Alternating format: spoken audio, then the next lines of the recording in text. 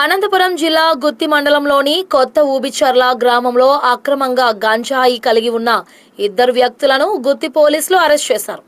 వారి వద్ద నుంచి 1130 గ్రాముల గంజాయిని స్వాధీనం చేసుకొని కేసు నమోదు చేసినట్లు సిఐ రామారావు, ఎస్ఐ సురేష్ తెలిపారు. ఈ సందర్భంగా సిఐ రామారావు మాట్లాడుతూ, గంజాయి విక్రయించినా, సేవించినా లేదా సాగు చేయడానికి ప్రయత్నించినా చట్టపరంగా కఠిన చర్యలు తీసుకుంటామని హెచ్చరించారు.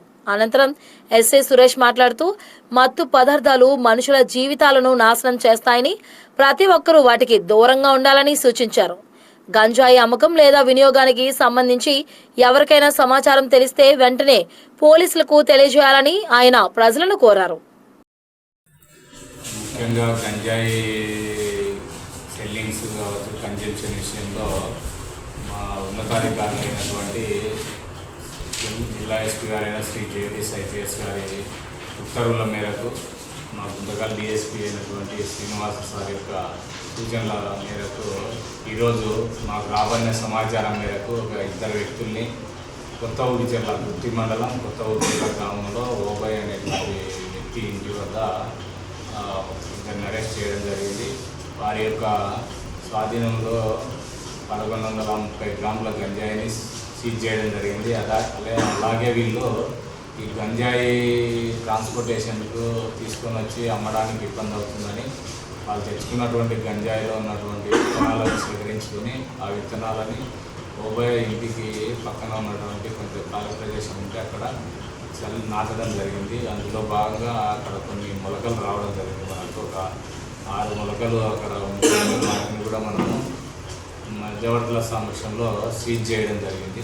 కాబట్టి ఎవరైనా కానీ గంజాయి అమ్మడం కానీ తాగడం కానీ చట్టవిరుద్ధము. ఎవరైనా గంజాయి అమ్మినట్లయితే వారిపైన చట్టపరంగా కఠినమైన చర్యలు తీసుకోవడం జరుగుతుంది.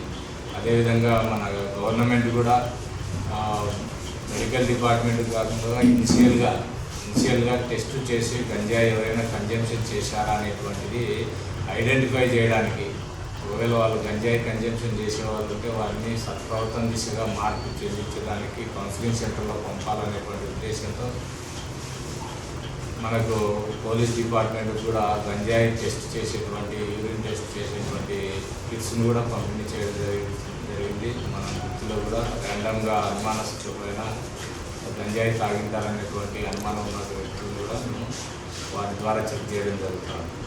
కాబట్టి నేను మీడియా ద్వారా ప్రజల్ని కోరేది, ఎక్కడైనా కానీ వృత్తి టౌన్లో కావచ్చు, మండలంలో కావచ్చు, ఏదైనా గంజాయి ఎవరైనా అమ్ముతున్నట్లు వారి దృష్టికి వచ్చినా, తాగి నిషేధం చేస్తున్నారని వారి దృష్టికి వచ్చినా మా నోటీస్ తీసుకురావాలని తెలియజేస్తున్నాము. వారిపై చట్టపరంగా కఠిన చర్యలు తీసుకొని పడతాయని కూడా మేము మీడియా ముఖంగా తెలియజేస్తున్నాము. Thank you.